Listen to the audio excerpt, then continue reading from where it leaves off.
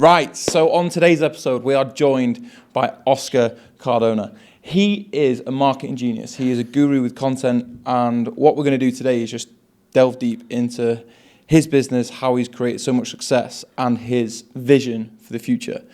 Oscar, mate, I'm going to say welcome, but we're actually sat in your podcast studio. Yeah, bro, that was such an incredible intro. Thank you so much. I'm blushing, bro. Can't control it. But yeah, man, thank you for having me. I'm super excited and grateful that you considered me amongst your group of elites that you have coming through here. Mate, absolutely. And it's just, after following you on Instagram, like you've got in my opinion, quite a large following.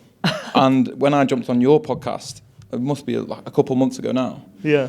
You were talking about that you've been in front of like a camera or like just filming stuff since like 2013, I think. Yeah, it was like 2011, I think. 2011. Yeah. So I was thinking on the way here, I was like, why did you get in front of a camera at that age and that time?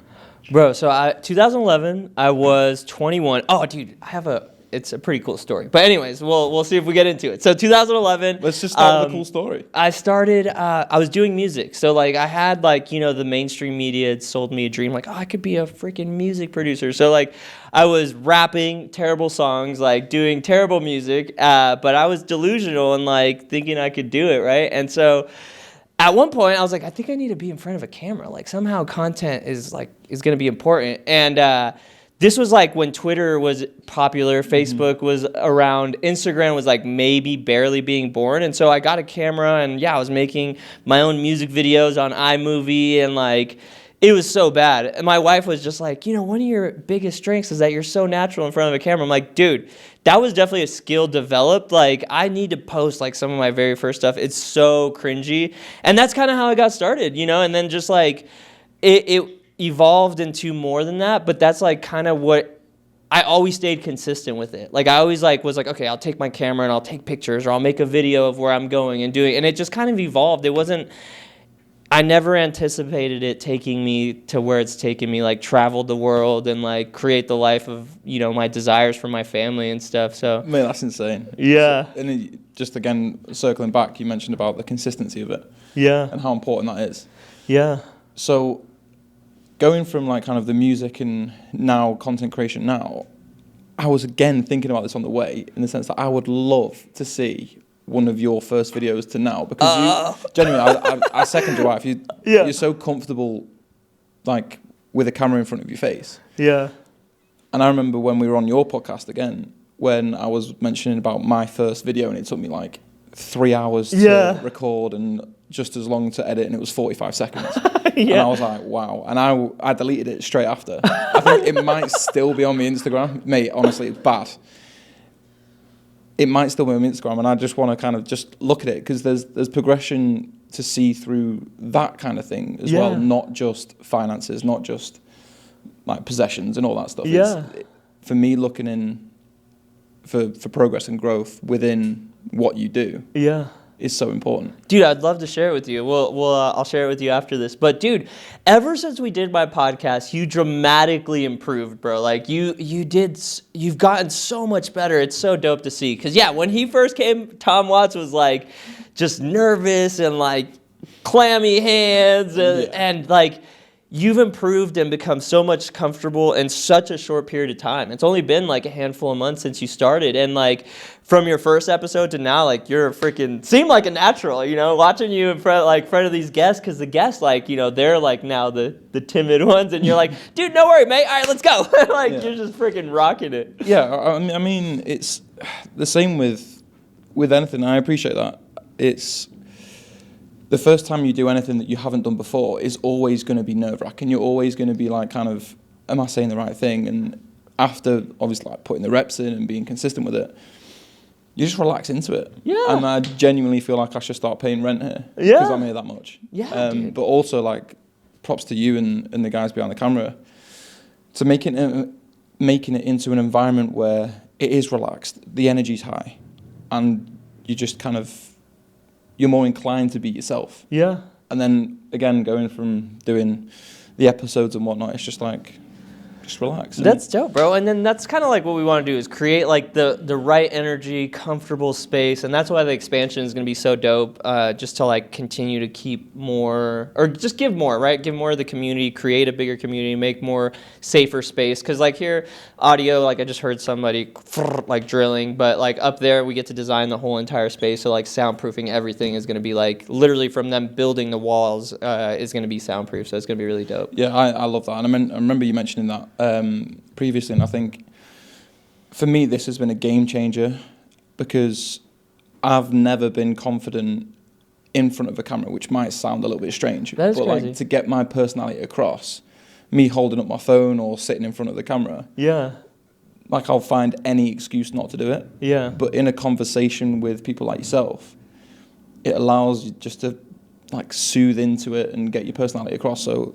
with the expansion, it's going to boot off, mate. Captured, dude, and one thing just kind of on that topic that I'd like to maybe share is a lot of people kind of overthink it. Like, you know, they overthink what it like it has to be. And I just made a YouTube video about this, about like what like the real value of a personal brand is like, we'll start from, you know, 2011, I was doing music and I kind of failed at that, right? And then I started my very first business in 2013. It was a mechanic shop. It went bankrupt. Like I destroyed my life, like leveraging everything I had to try to make that work. And then it failed.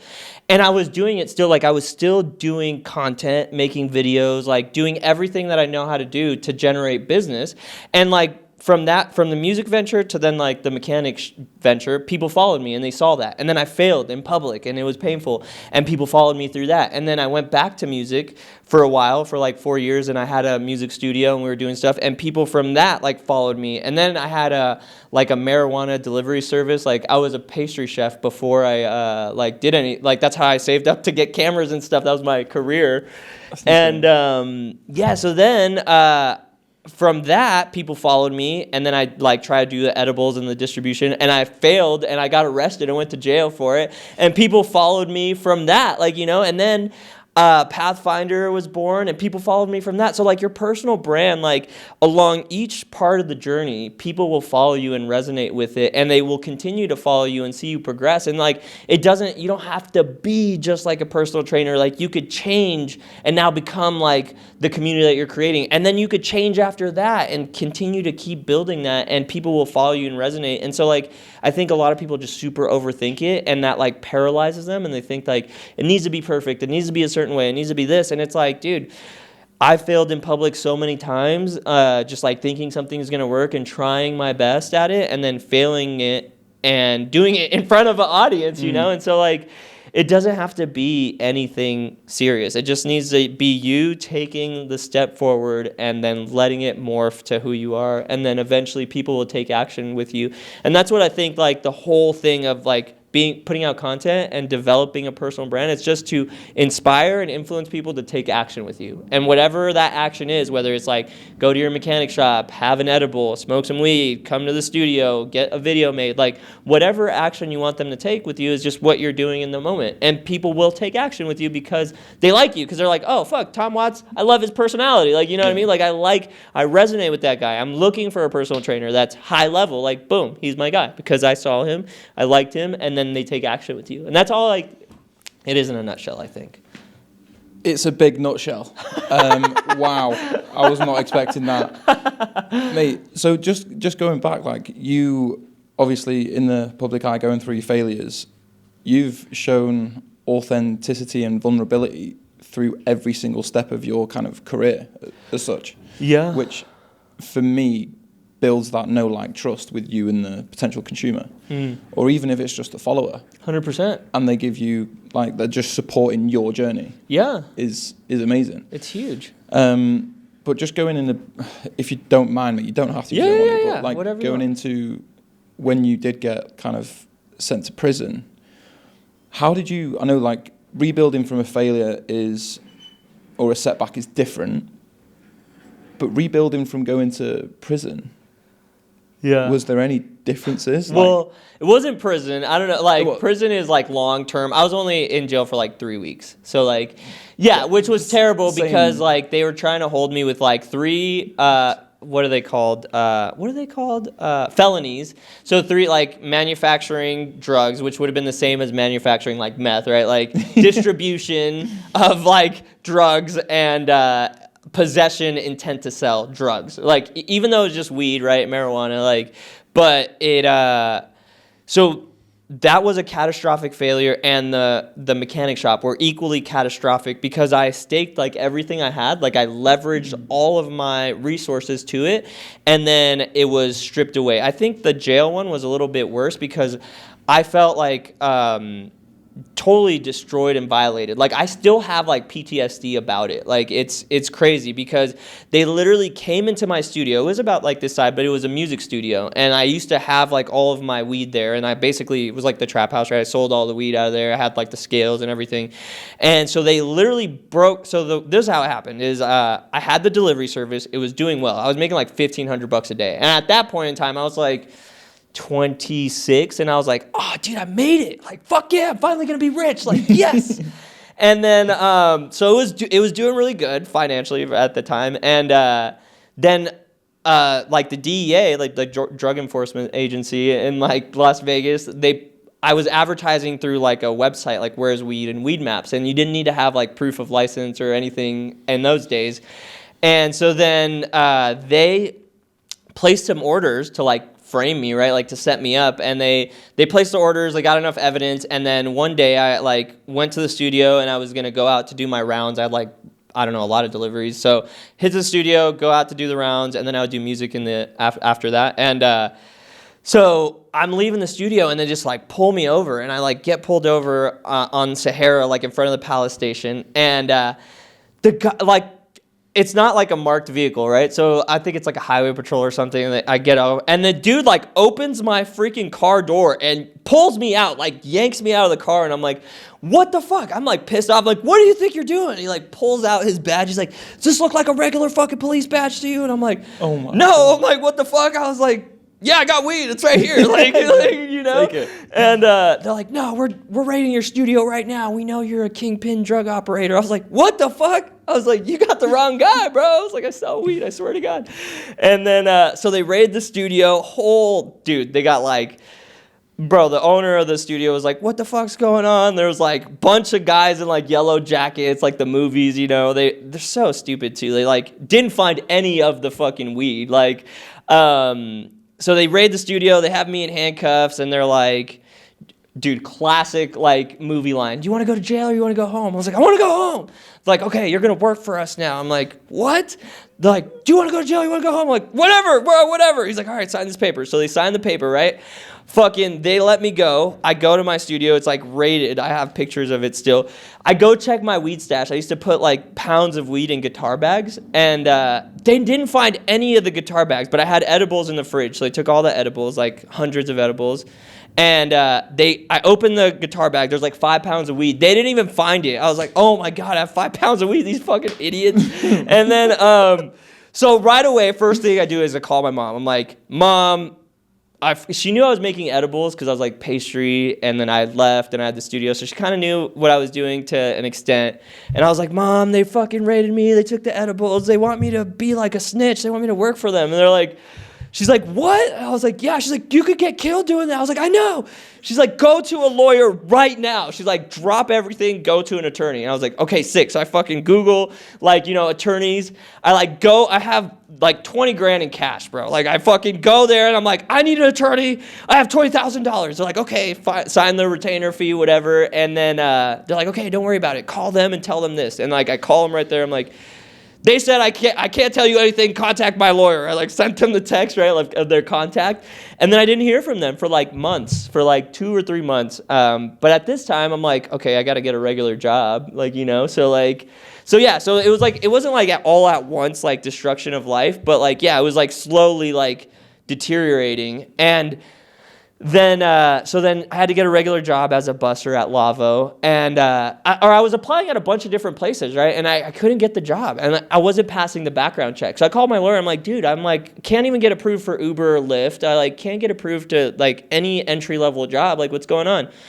I got the Lavo job because, I got the Lavo job after. Anyway, so then he calls me back in like a couple hours, he's like, oh, dude, you have 3 arrest warrants. Like, if like they basically want you to go to jail right now. Like, we'll set up a court date, and then hopefully we could avoid it. It'll just be a walkthrough. Like, you go through the back, they take your picture, fingerprints, and then you could get to go home. I was like, all right, cool. And I'm thinking this is like an expensive lawyer, right? At that time, it was like all the money I had for the lawyer. And so then we go to court. It's like, this was like, called him like on a Monday or Tuesday, and the court was like Friday. So I go to court, and then the attorney's there, and we go through the things, and they call my name. It's my turn. I fucking go up there, and they're like, all right, you're going to jail. Boom. And they hit the thing. I'm like, what? And then the guy comes and like, dude, I look back at my mom, I'm like, what the fuck? This is not how it's supposed to go down. And then, so they lock me up, and then they're trying to hold me with like 3 felony charges, which was like a huge sentence,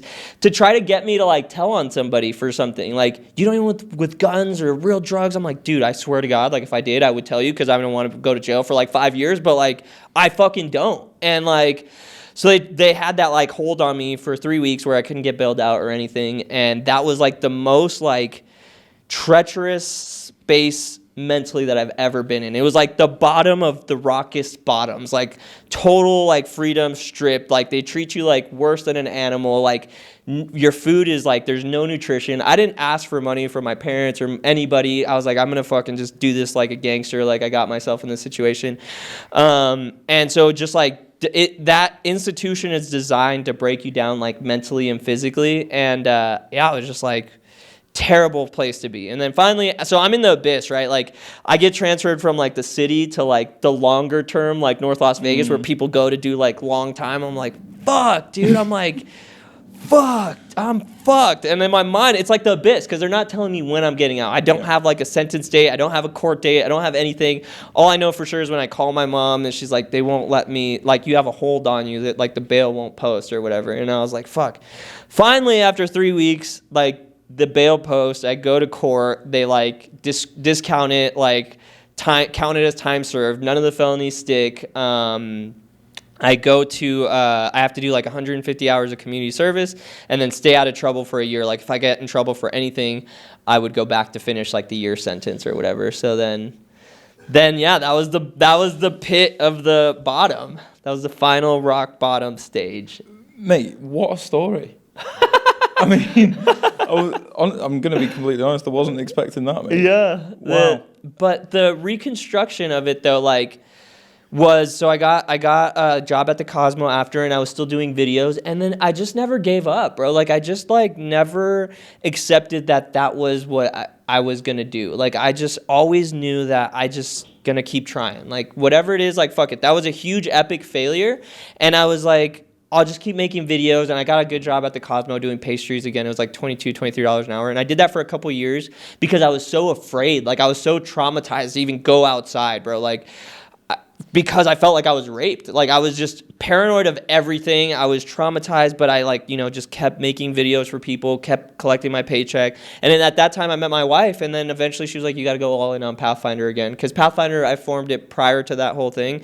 And I was like, all right, fuck it. And I did it. And it was just having the bravery and the courage to just do the next step. Just do the one thing. Like, you know what I mean? Like, the goal might be fucking $100 million a month or something. But you're not going to get there unless you take that next step and face your fucking demons and face the fears and just take one step at a time. And that's all you could do, right? Like, just chuck away at your goal one step at a time. Yeah, 100%. And what I say to kind of clients, which links into focusing on that one step at a time, is we have that dream goal of whatever that may be, like making 100 million. Whatever, yeah. I mean, that's an insane. That would be a dream. And there's so many steps to get there. Yeah. But sometimes they'll be like, oh, I'll never get there. I was like, right, well, you haven't stacked up any evidence to make you think that you can or feel that you can. Yeah. So just start literally with putting one foot in front of the other. Yeah. And start to stack up evidence that goal isn't a dream.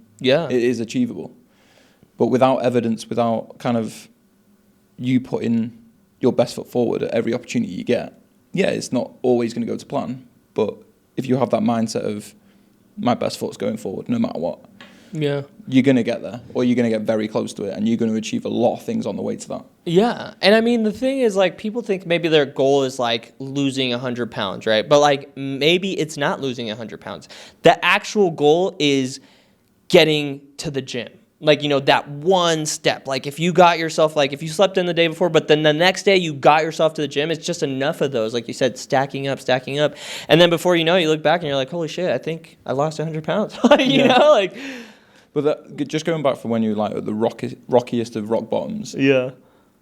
I can't remember if it was a book or a podcast, but in a way, there's a positive in that, because the only way out is forward and up. Yeah.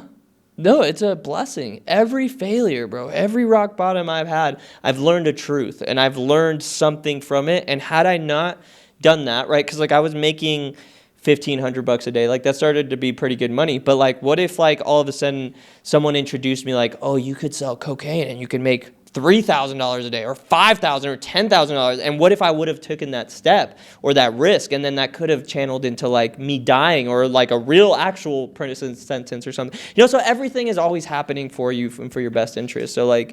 So yeah, I mean, that was a terrible experience, but it really like just built like, yeah, foundation of me knowing that I can fail, and I'm never going to fail that low again, and I could take risks and, you know, be calculated with it and just keep trying, bro. Like, we're all just, I look at business as an experiment. We're just trying shit until it works. Like, you know. Yeah. I think, what's the saying? You throw shit at a wall until it sticks. Yeah, 100%. Dude. I think it's that, along the lines of anyway. But yeah, again, like with every kind of failure, the ones that you've mentioned, when you come across like a challenge or a hurdle with the expansion of this, yeah, you're going to approach it in such a calm way and be like, okay, this is actually nothing compared to what I've been through. We're not facing any jail time, so we're good. I mean, but yeah, upstairs it's like, for me in the current space I'm in, so I have two businesses. One's like Pathfinder Productions, it's like the media business, which that's actually what like makes my money. This studio, it's like makes, you know, a couple thousand in profits, nothing crazy. But like, because this business is like an infant, it was made we opened the doors in October, and you know, it's profitable. But like, taking this to that, like the lease space up there, it's like $7,300 a month, which is like a big jump for like, this is currently $1,800, right? So like, it is going to be scary, and it is like stepping outside of my comfort zone. But like, yeah, I mean, I'm not like looking at it like the same way of like, which I did prior to like knowing I was going to go be in trouble or something. But like, facing those now, knowing and having faith, because like fear and optimism or whatever, they're the same coins of the same energy. It's an imagination. It's an untangible energy that you could choose to focus on. So you can either feel fear or feel faith. And so like, I could choose to feel fear about like going into that expansion and be like scared and worried and nervous, or I could choose to feel faith and know that it's all going to work out and everything's going to line up perfectly, and I don't know how in the hell, but the stars will align, people will come, and it will happen. And because of stacking up enough of those things in business for myself, like I have enough conviction in myself, knowing, because I had the same feeling when I opened this. I was like, oh, fuck, hopefully we could pay the lease. Like, that was my main thing, right? And now it's doing like $4,000 to $5,000 a month, which again is not like crazy, but like it's profitable, and that's positive. So like, I know that as long as I do everything, which to me, my everything is like the gym, journaling, meditating, and then conducting positively in the universe, like it will work out. And so like, if you have your own like truths that you could lean on, you can create success out of like any process or procedure. Yeah, just to piggyback on that, like with this studio, from a client's perspective, you're giving so much value and allowing people to sit in these chairs or those chairs over there and inspire people and aim to give even more value. And that comes from you opening up this space. Yeah. So that's, for me, that would be like, away from the finances and all that, that's like a massive win. Yeah. Because without this space, like, I wouldn't be doing this. Yeah. I wouldn't have kind of grown my confidence and stuff with speaking to other people. Yeah. And let's fucking go. But that comes from like you making that decision. Yeah. So the trickle effect, the domino effect, is much bigger than what you think. And it's like, one of my mentors said to me one time, he was like, all the lives that you've changed, it's not just those lives. Because when you change, for example, a mother of 3 kids, their habits, their results are going to trickle down to those kids, and then they're going to raise just a filter effect, and it's just spreading. Yeah. And for me, I think this expansion, mate, you're going to get so much reward, like personally, and professionally, but personally as well, which is going to give you so much pride. It's incredible, bro. Thank you so much. That made me feel so good in my heart. I want to just share like a quick story on, just to piggyback on that, is there's this training, like this dude named Kevin Trudeau, like I'm in like his mentorship group or whatever. He's not a famous guy, he's an older guy, but really, really substance stuff. I like him. And he has a story, and he's like, it's called depth of vision. And he's like, when you see an acorn, what do you see? And he's like, well, if you say it, freaking food for squirrels, you're going to fail the test. But if you see, oh, I see a forest, right? Or I see a tree, and you see like how much deeper, you could look almost infinitely into that. You could look like this seed made a forest, but wait, that forest provided wood to cut down lumber for houses, and those houses provide shelter for families, and those families go. So like the depth of vision goes like really deep. And my newest mentor, his name's Jay Dapper. He owns this building, and he has, out of any of the people I've met, he owns so much commercial real estate here in Vegas, and he has like thousands of businesses that lease like space from him. He has a really deep field of vision, and when he shares it with me, like you said, it's like the trickle effect of how big of an impact you could have is not just the service you provide, it's like how many other lives you could provide. And so like I love that you're sharing that, because I think a lot of the times we get stuck on that like surface level thing, like, right? Like it could be fear, it could be anything, and you don't look past it. But if you look past it, it could give you so much more why, like such a deeper rooted like conviction to persevere. Yeah, and I think it gives everything more purpose. And when anyone has purpose in what they're doing and where they're going, the amount of conviction they give certain tasks or whatever they need to do is through the roof. 100%. And then that's where we link back to stacking up the evidence to get to where you ever like desire to be. Yeah. And with like your expansion, what is kind of, you mentioned like the fear and, what was the fear and faith? Fear and faith. Yeah. That's very similar. Links me back to like an analogy, or I can't remember the right term for it, but it's fear. It's like face everything and run, or face everything and rise. So when I read that, I was like, it's just terminology that we are like, and always thinking about something that's not happened yet. Yeah. And then like shitting ourselves over the outcome that hasn't happened. Yeah. And it's just like we're wasting so much mental energy and getting fatigued over something that hasn't even occurred, or we don't know if it's even possible to occur because we've not put the plans in place together. Well, and then to just iterate on that is like, if you do focus enough on that fear and you put enough energy into that thought, it will materialize. And then all of a sudden you're living your fear. Just another little short story is like, I don't know if I mentioned this to you before, but like on our podcast, in 2023, I broke my wrist skateboarding, something silly, right? But at that point in time, our business was crushing it. Like we were doing like $80,000 a month, $70,000 a month, $80,000, like consistent. And I broke my wrist. And I kind of stepped back a little bit. I have like all the operations teams. All the systems were in place, but I wasn't on top of them to like make sure that they were delivering the best service to the clients. And while that was happening and my wrist was broken, I was like rehabilitating, but I had this like pestering like infection of a fear thought of like, what if I lose it all? Like, oh no, I'm going to lose it all. I'm going to lose it all. I'm going to lose it all. Fuck.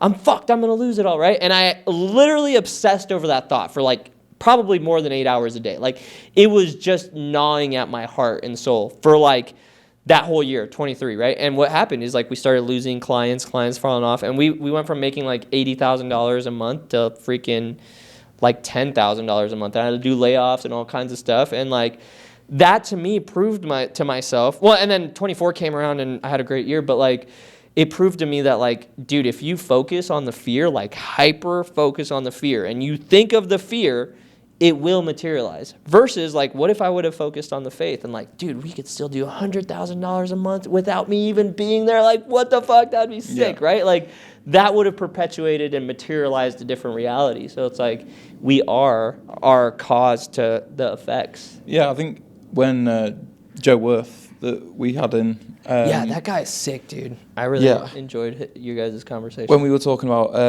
like the limiting beliefs, like you tell yourself like this is very similar to the fear. Just like, for example, I will never get a six pack. I will never lose weight. And then the more you say this, the more that your habits, actions, the food you buy, the people you hang around with are going to match that belief. Yeah. So then it's just like, well, one thing that still sticks with me is when Joe's father-in-law was like, why not you? Yeah. And that was just like, again, it just opens up another bracket and just be like, do you know what, why not? Yeah. Like, what is actually stopping? And this is where I started therapy, and I think I've talked about therapy every session. Yeah.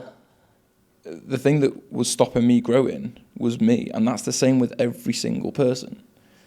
You limit yourself just by kind of what you tell yourself. Yeah. And it's not like, oh, I'm going to be a millionaire by the time I'm 31, and I'm 30 now. Yeah. Like, not happening. Yeah. But it's just like kind of being realistic. Yeah. But also having those realistic kind of visions and goals, and then being like, what if it was this? What if it was that? Yeah. And again, like, for me, when I first started online coaching with the first mentorship I was on, I used to sit on calls, mate, and just like quietly shit myself. And then when they were like, oh, does anyone know the answer to this? Mate, I was on mute, video was off. I was like, absolutely not. But you knew the answer? No. Well, I don't know. I was just there shaking, sweating. I was like, I'm not even going to, and I just ran away. Yeah. But then in like a full circle moment, like giving advice on the mentorship I'm on now to other coaches and helping them. And I never thought I'd be in that position. Yeah. And now even I'm in contacts with my old high school in England to go back and deliver a talk on kind of my journey since school. That's sick. And I remember like being in school and sitting in those seats and looking at people doing talks and like, wow, like I'll never get there. And it's just, again, that moment of kind of actually just take a second. Yeah. Like breathe and be like, right, you're actually doing well. Yeah. And never, again, linking back to those beliefs and fears and just be like, why not? And I was actually speaking to my therapist about it. It's like, why? Like, how am I going to inspire like the younger generation? And he goes, what? You're just like, you're making yourself think that. And I was like, I know that. I know I'm doing it. Yeah. But sometimes it just takes, and again, I just voice it. I speak my mind, and he's like, right, so you know, like what you're doing to yourself mentally, as in the sense of you're, like, I'm wasting so much energy. Like, you can do it, you can't do it, you can do it, you're not good enough, all that stuff. Well, I think that's part of like life is like overcoming it's like you're almost think of it like lava, like you're just like recresting a new belief and you're just like expanding and like going out, right? Like, because like right now, 5 years ago, you never thought you'd be in this position. And who knows, you might, in 5 years from now, never think that you would be there.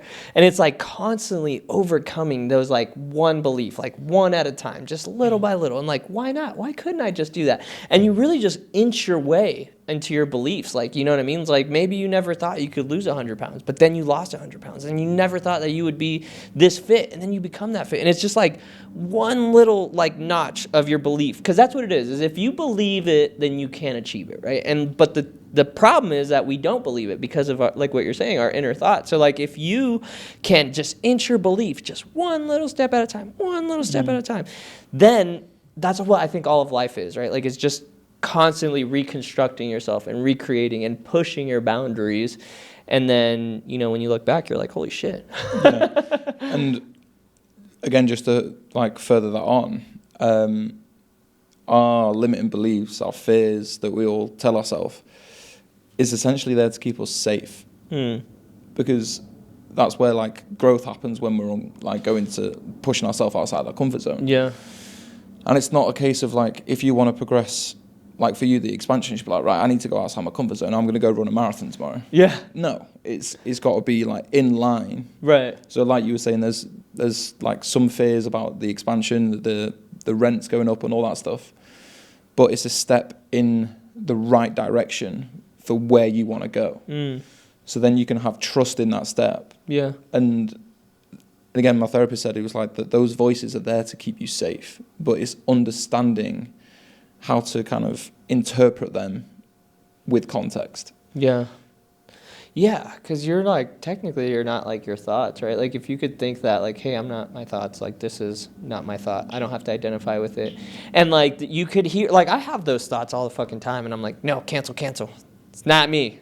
What an idiot thought, like, you know, and just move on. And like, that's why having ready-made affirmations, I know this sounds kind of cheesy or corny, but like this is stuff maybe, I don't know. A lot of people talk about it. I don't talk about it often, but I do have like affirmations, right? That I say, like anytime I have like a negative thought, I just like rewire it. Like I just say it like, you know, I'm happy, I'm healthy, I'm wealthy. And boom. Like I wake up and that's what my 3 words I say, happy, healthy, and wealthy. I'm happy, I'm healthy, I'm wealthy. I'm happy, till I get all the way to the car, because like, if not, then I just sleep in, you know? And so I have to be like, I'm happy, I'm healthy, I'm wealthy.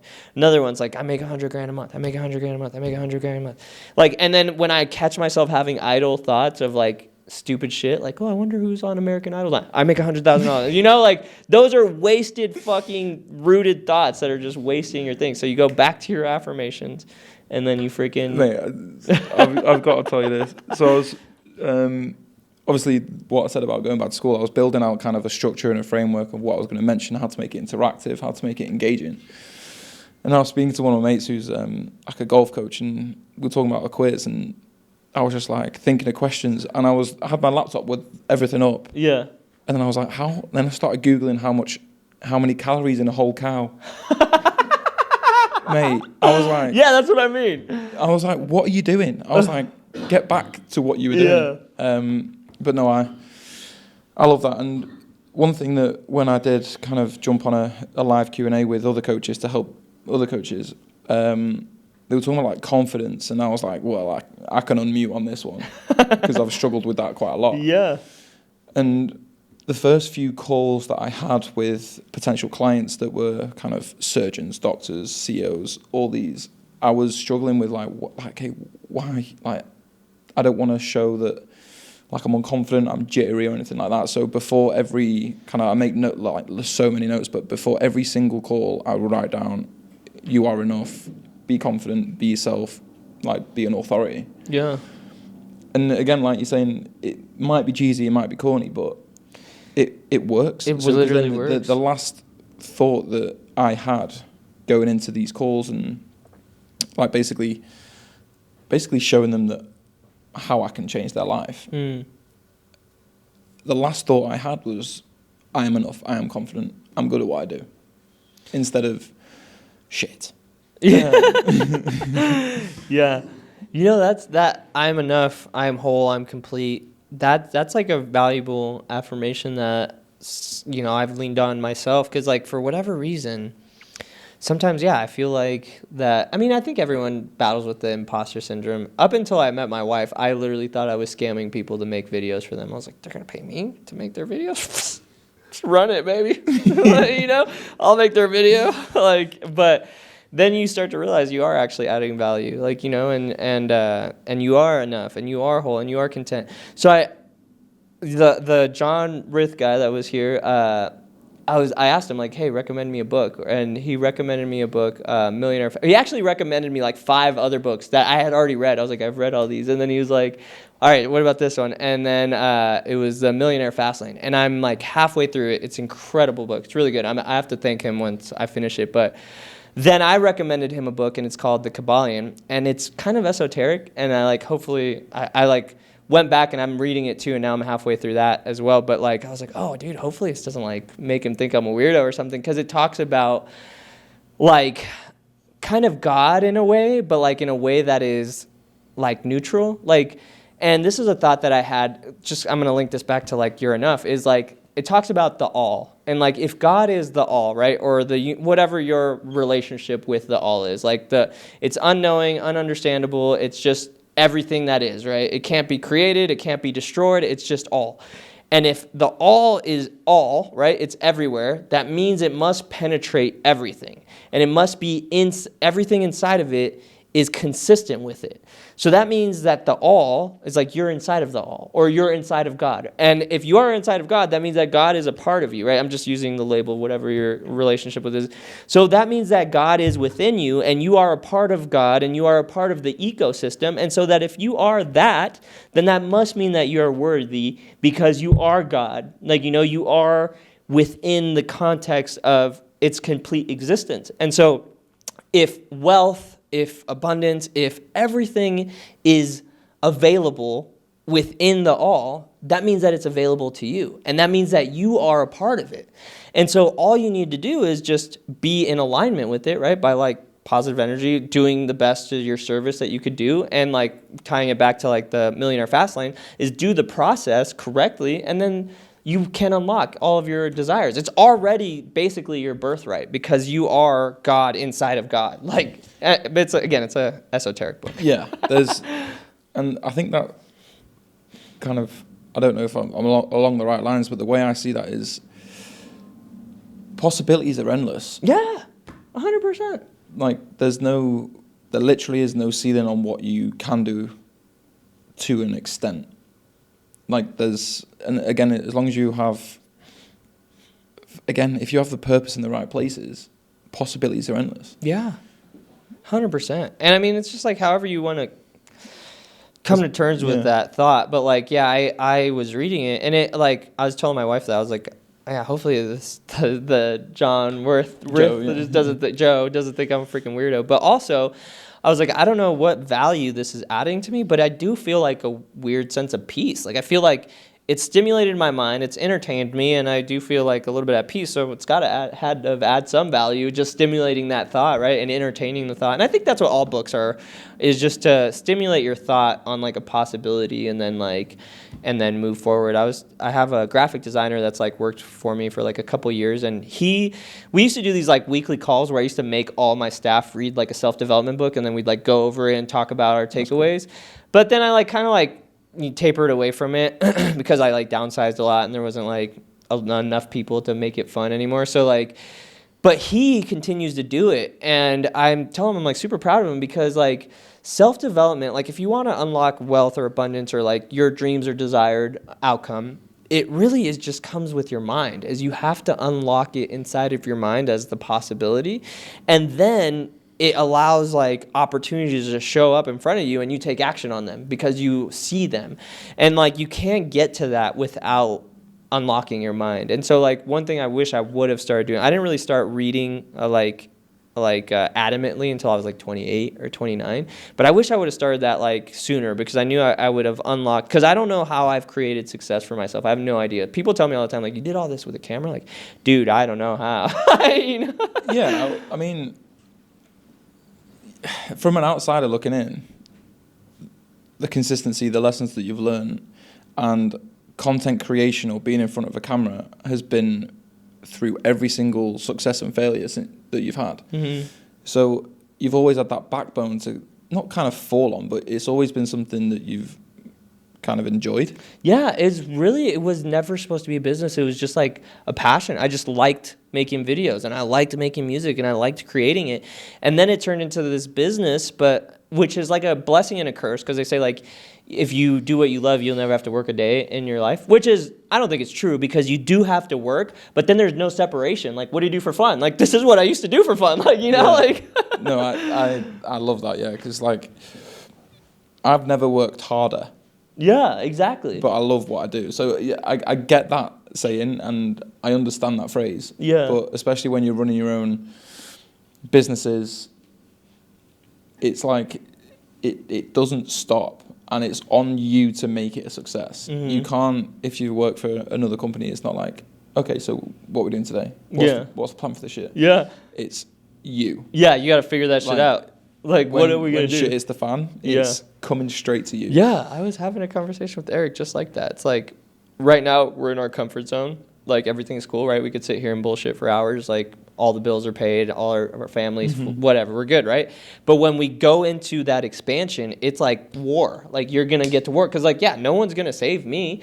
No one's going to pay the bills for me. No one's going to, like, we have to go to war and, like, do everything we have to do to make that shit work. And and the war isn't with anybody else. It's like you against you, really. Like, the war is with you. Mate, yeah, 100%. I don't know if this might be a bad idea, but when you do an expansion, what about doing like a networking event? Yeah, we were just talking about that. Judy was talking about it. So we want to do one probably before we open. She wants to call it the Spring Social. So it'll be something like that where we're going to try to get as many podcasters and just like people of influence in my network and kind of get it together. Also, another thing for you and like everyone who's coming here now is kind of going to get grandfathered into it. But we're starting like almost kind of like what your coaching guys do, like, or what you do is like starting a community with like a list of all the podcasters that we have, and then everyone could like feature each other, and they're all pretty like high level business people. Well, that's what kind of I was getting at, because the more that you combine people in different fields that use your studio, it's, again, on the business side, it's customer retention, and you're getting more business. Yeah. But with people that like and trust, and that like and trust you. Yeah. And then they could, and you guys could totally add. There's like a ton of people that I've been thinking could add value. Like you could be on a ton of podcasts, a ton of people could be on your podcast. Like it's a huge value add, and we're gonna do it for free. But then I'm gonna run ads to it and kind of just like get people to join the school community, and then maybe we'll charge for it. But like not anyone who uses the studio will be like in it for free. Yeah, that's amazing. Well, I'm all over it like a rash, man. Let's go. So just pivoting a little bit to kind of you creating content for other people now. Is it more kind of businesses that promoting their brand? I suppose that's everyone really. But what kind of content are they looking for? Do you follow trends to make sure it's like kind of keeping up with the trends? Yeah. So this is interesting. So like our Pathfinder's business kind of deals with only people, I want to say, whose net worth is like over like a couple million. Like, they're big business people like that John Rith guy, kind of like similar. So we have personal injury attorney. We have a lot of solar companies, direct sales. So they're more, always have been people that are like higher than me. And like we just run either advertisement, content, manage their social medias, all for them. And inside of that, then there's like, I have Jazz, who is our operation manager, who does like look for like trends, like TikTok trends and like just things like that. And then we organize it, and we do a combination of all pillars, like, which is like the viral pillar, the talking head pillar, the influence, like video memes, anything to kind of generate traffic. And then on top of that, we'll like to create offers, like offer ads. So like if that offer is like, whatever your personal training coaching, or like for example, for the studio, it's like, hey, you can record your first session for $99. Like that's an offer. And then we do that for their businesses, and then run like the back end funnel to it. But it's always been like, way higher level entrepreneurs. And that's why we charge like, our entry level price for there is like $6,500 a month, and that's what our clients pay us for Pathfinder. But what I've noticed for PodPlace, it's more people like me and you. It's like people who are not at that stature of business, and we can still add value to them in like a lower ticket offer, but still can help people like me. Basically, like me and you, I feel like are status aligned, and then other people like realtors of that who are still like successful entrepreneurs but aren't like, deca millionaires or whatever. That's who I've noticed has really been gravitating here and like doing these types of podcasts. So I guess I kind of like went on a weird loop, but we do have like our operations team kind of does a level of like what's trending, talking heads, viral hooks, call to actions, specific ad type videos. Video memes, those do really well.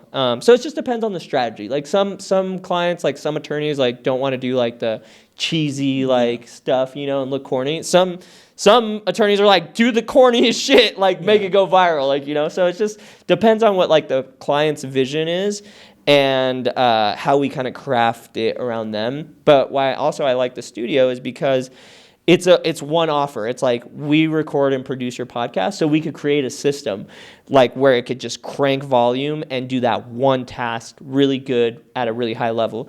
Where like Pathfinder is kind of like some people will do email marketing, some people will do just video marketing, some people do social, some people do so there's a lot of nuances, and I have like different teams for each step, and I kind of like glue everyone together. I'm like, okay, you're working with this guy, and then here's our task, like make sure we hit all these things. And then like I do the customer relationship too. So the reason why I'm smiling is because before you were like, oh, I just don't know how I got to where I am. What you've built, mate, and managing all that is unbelievable. Whoa. And it started, but like, yeah, it was an accident. Like, you know, like, well, selling weed for me was an accident too. Like, I didn't mean to get there. Like, it was like, so if we fast forward to like when I met my wife, right, like I was just making videos. I was just a video guy. I was like, someone would be like, oh, I want to build my brand or whatever. And then they would pay me and I'd just make some videos for them. But then I started realizing like, that's not solving their problem. Like they're paying me $500 for a video, but like it's not going to grow their business. It's not going to grow their brand. It's not going to do a whole bunch of anything outside that video. Like it might get a little bit of traffic. So then I was like, hey, I'll sell you like instead of one video for $500, why don't you get like 5 videos for $1,500 or whatever, right? Like, and I started kind of creeping up the ladder and adding more value. And then I was like, notice that people would make all these videos, but they would never post them. And I'd be like, hey, for like an extra $500, I'll like post them on all your social medias for you. And then they'd be like, okay, cool. And then, so then I started selling that. And then I was like, oh, graphic design. Like I could do graphic design for you. And it was just like, I was in the marketplace enough to see what like needed, you know, where I could add value.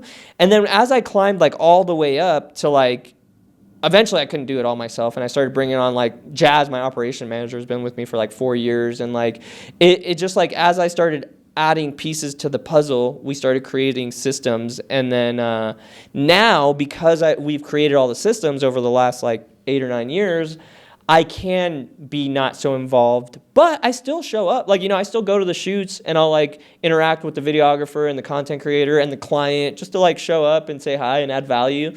And sometimes, like, if I want to make some money, like, let's say I wanted to, like, buy my wife, like, a Gucci bag or something, and I want to just make some cash and not feel bad about it, I'll do video gigs, and I'll just pay myself as the videographer on the thing, and I'll make, like, because our videographers get paid probably the most. They get, like, $750 per shoot. So, like, every time I'll go do, like, you know, 4 or 5 shoots in a month, and I'll have a couple grand, and I'll buy whatever I want with it, like, you know, and so that's a good way that I've been able to supplement income through like the organization and not just take from the organization. Yeah. No, I love that. And one thing that really stuck out is obviously over time you've been adding layers and layers and layers to the business, and the success speaks for itself. Yeah.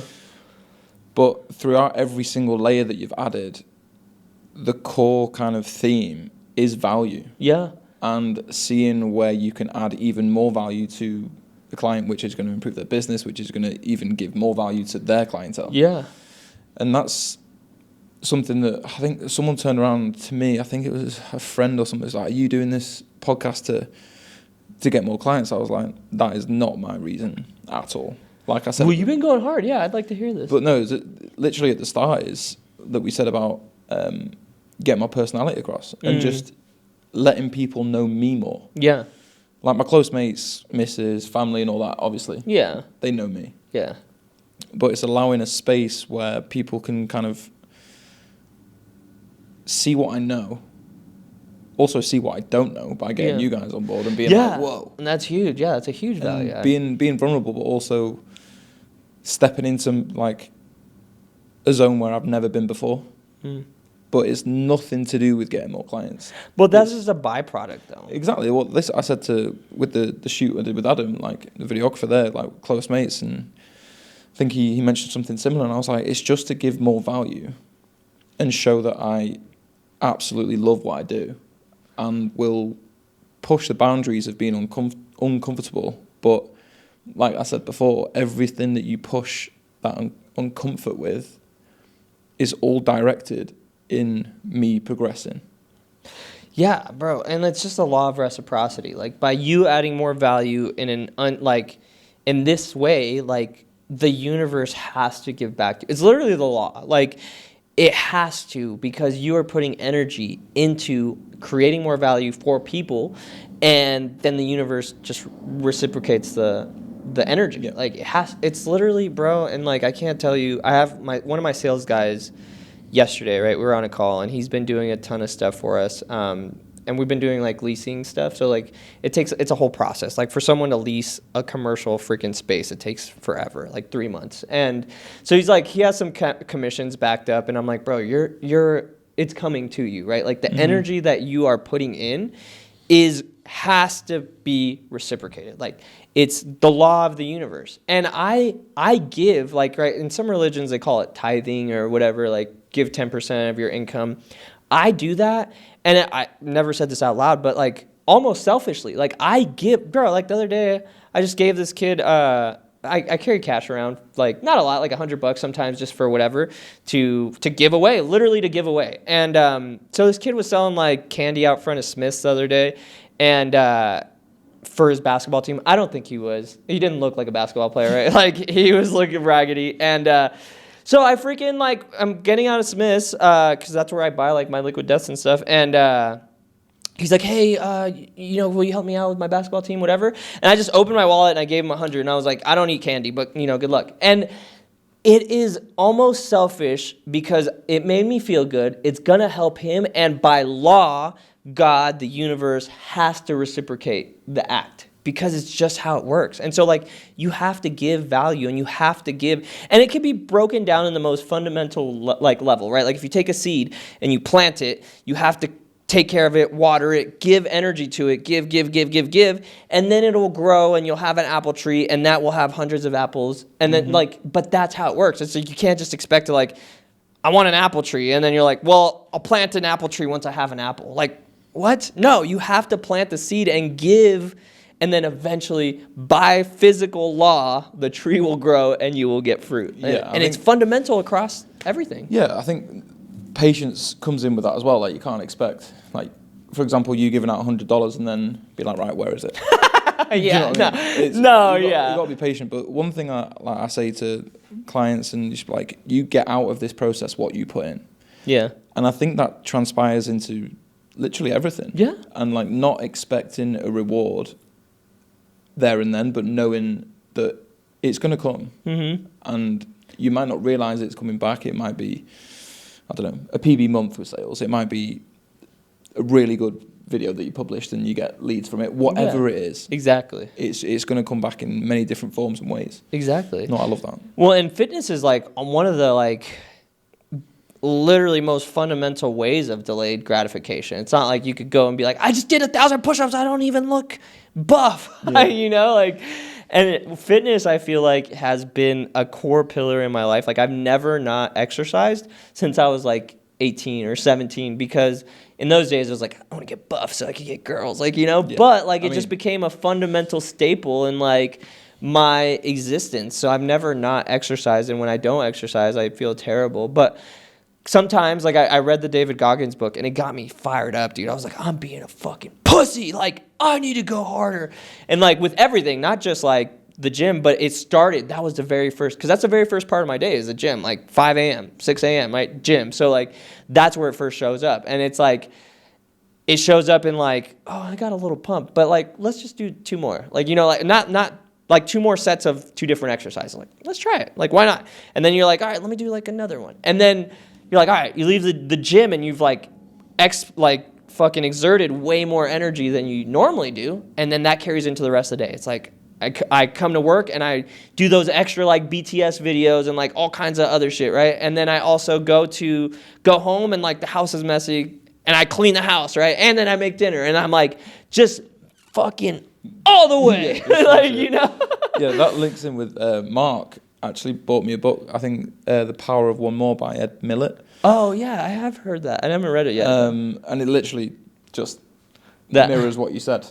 And it's just be like, right, when you think you've done enough, just do one more thing. Just do one more. Yeah. Just do one more. And then that'll become the norm, and then the productivity it's like a waterfall, it just doesn't stop. Yeah. And don't get me wrong, you're not always going to wake up and be like, smash.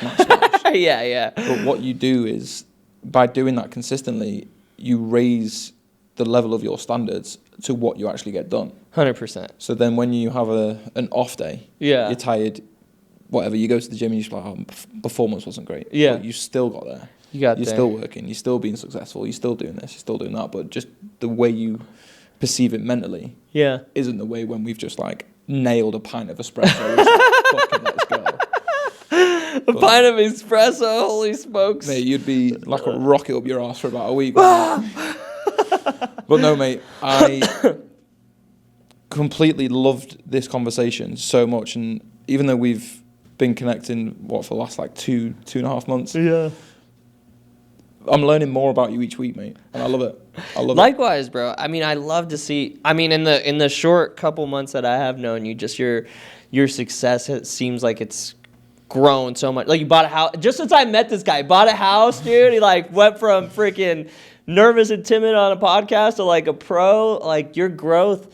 And I imagine that's how you are with like all of your life. Like, you know what I mean? All things bleed into each other. So I imagine you're performing highly at everything else. And it's been an honor to kind of like just, again, from the outside, witness you, to see what I have seen. And I'm so like excited for you. And I think that, you know, I'm excited to watch the journey or be a part of it in any way that I can be. Me, yeah. Well, I'm literally going to be in here tomorrow as well. So happy days. Yeah, dude, you're going to be here a lot. I was like, dude, Tom Watts again in my emails. I was like, Tom Watts. We're going to make him a award. We're going to make you an award. You got more sessions booked this month, Love I think. But, mate, if people are to find you, let everyone know where you are. So Oscar Cardona, you could just Google it, or Oscar Cardona on any social platforms. My handle's like Oscar Dona, but it's really just Oscar and then my last name Cardona, like mashed together. So it's like Oscar, then D-O-N-A, Oscar Cardona.